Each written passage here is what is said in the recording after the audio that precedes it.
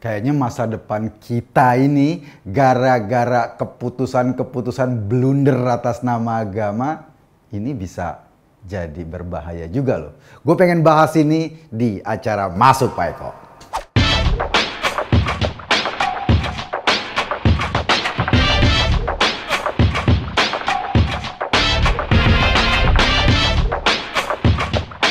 Baru-baru aja Mahkamah Agung memutuskan sebuah perkara atau sebuah tuntutan dari masyarakat konsumen Muslim Indonesia.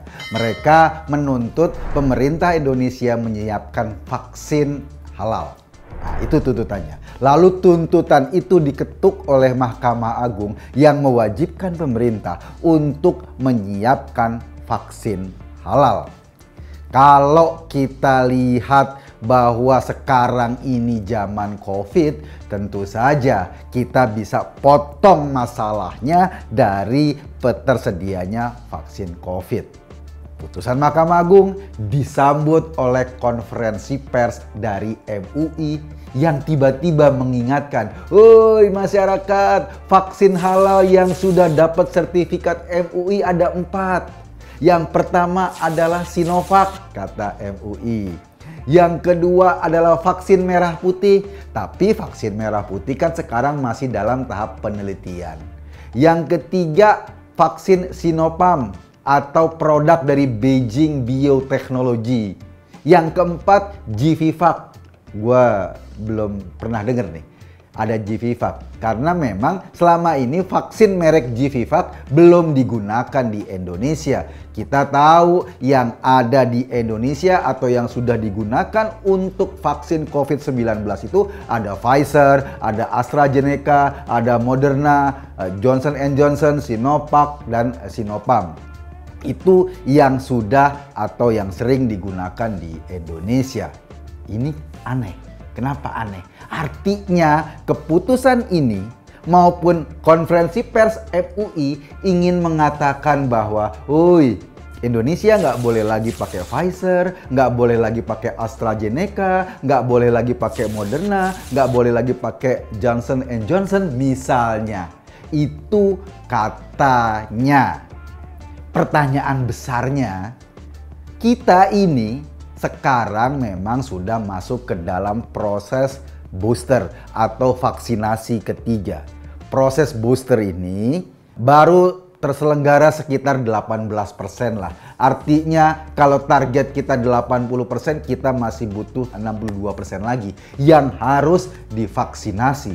62% dari 280 juta rakyat banyak loh. Kalau banyak, artinya dibutuhkan dosis vaksinasi booster yang banyak.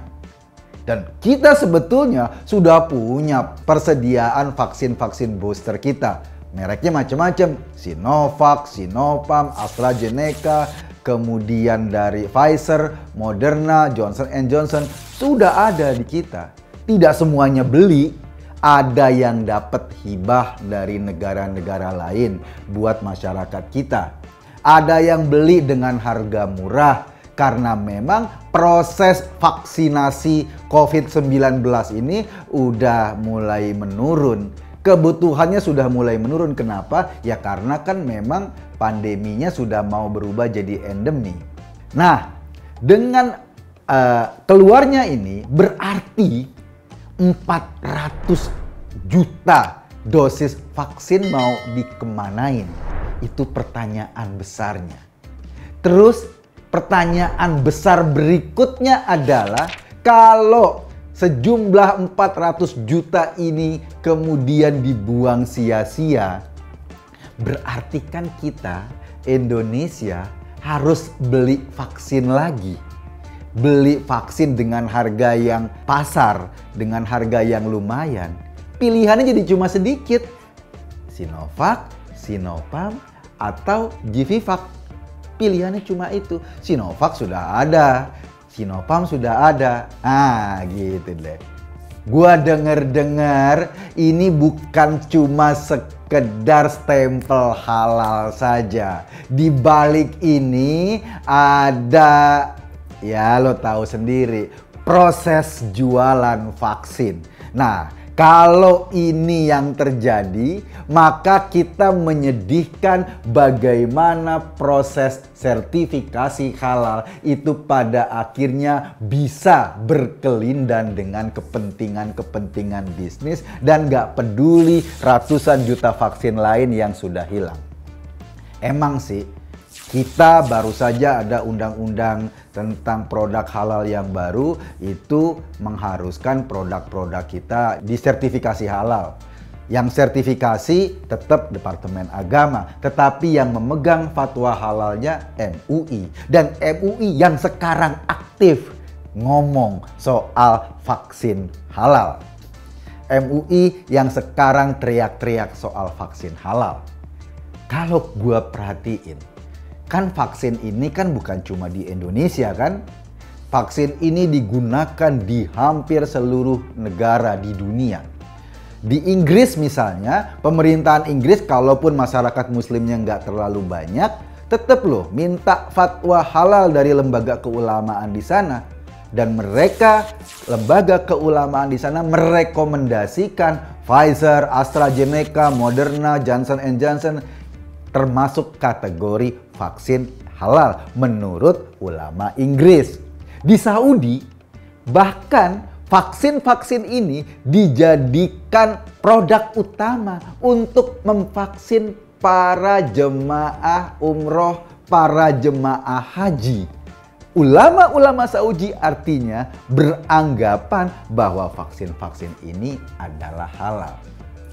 Sayang, di Indonesia halalnya itu dia cuma 4 itu.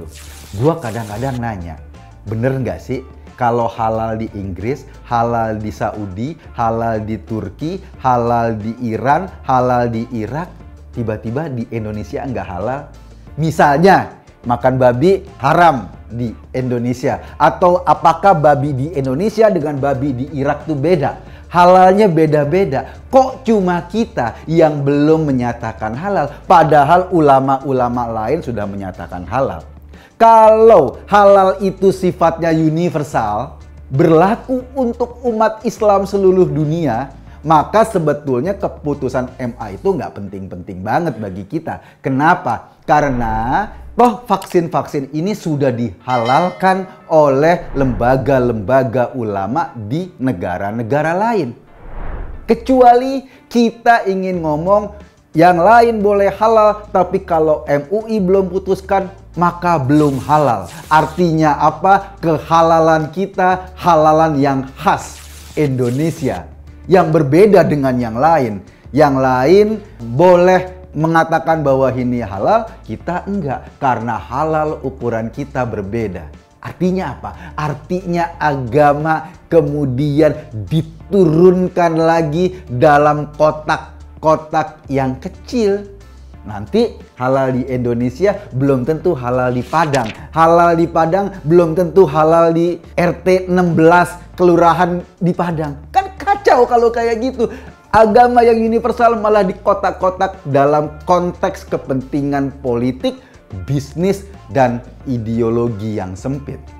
Kelembagaan MUI iya menentukan sesuatu halal atau tidak untuk fatwa. Kalaupun yang mengeluarkan sertifikasinya nanti Departemen Agama. Tetapi sebetulnya yang paling mengkhawatirkan dari keputusan ini bukan cuma kasus COVID-19 loh.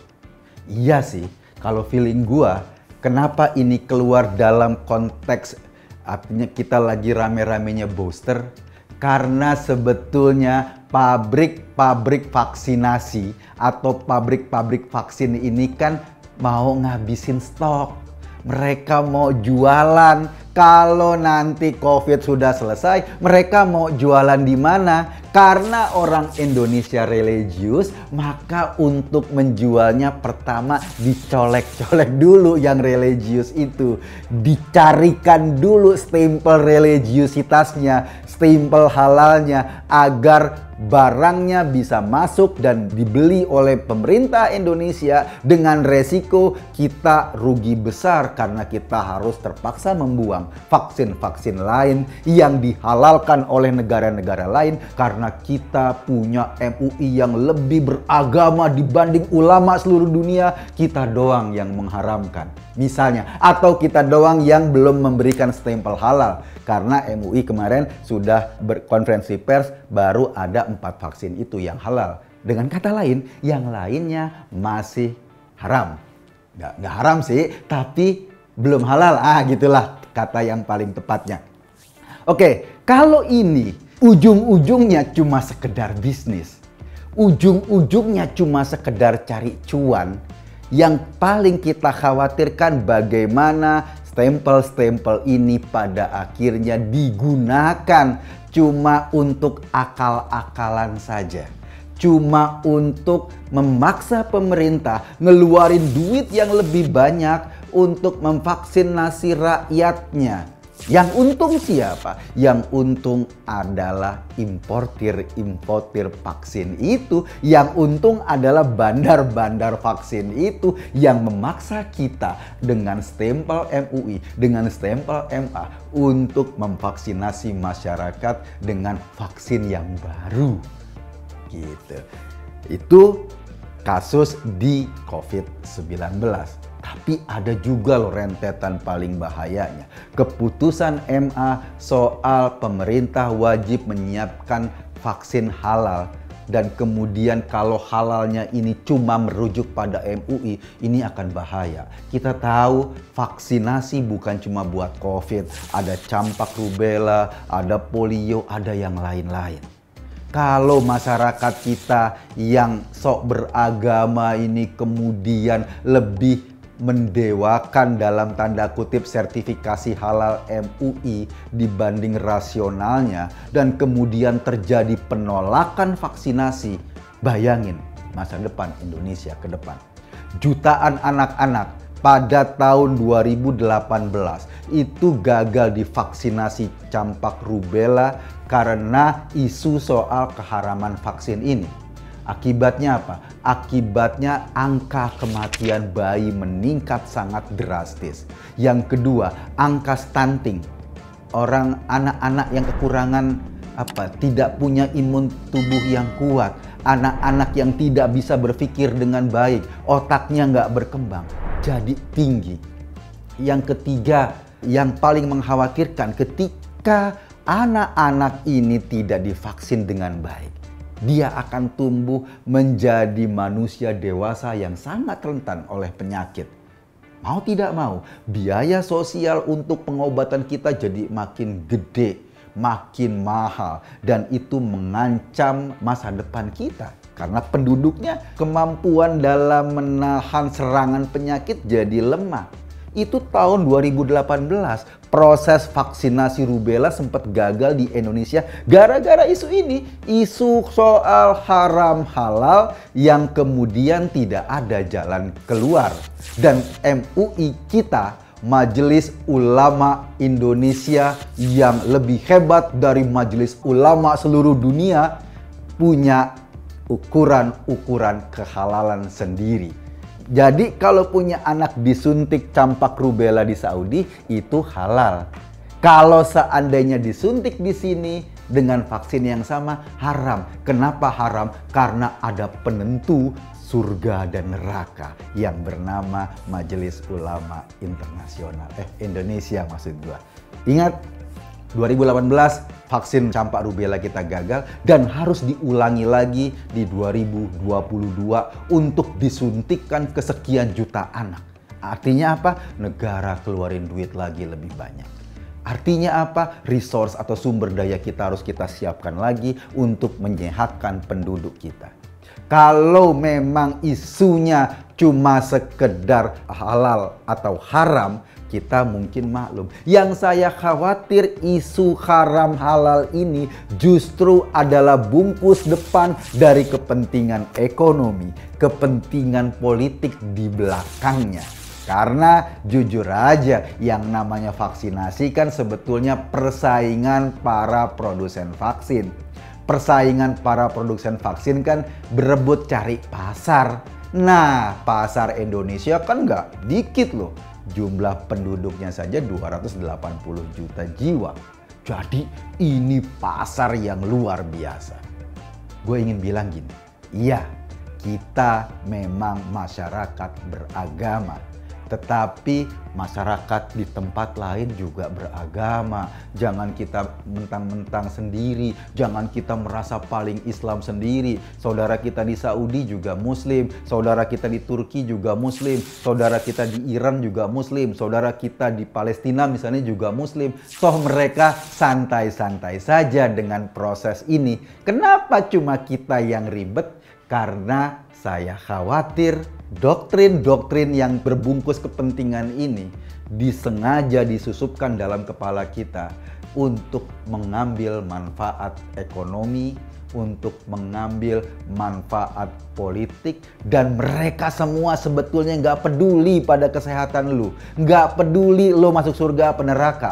Toh kalau divaksin halal atau haram, siapa yang bisa menjamin masuk surga apa neraka? Nggak ada yang bisa kan? Yang pasti dampaknya soal kesehatan. Kalau kesehatan pada akhirnya berdampak, kan mereka semua nggak peduli dengan kesehatan kita. Kalau mereka nggak peduli dengan kesehatan lu, mereka nggak peduli tentang itu semua. Yang kita khawatirkan, mereka peduli cuma soal isi kantongnya. Ini bahaya. Gue Eko Kuntadi di acara Masuk Pak Eko. Terima kasih.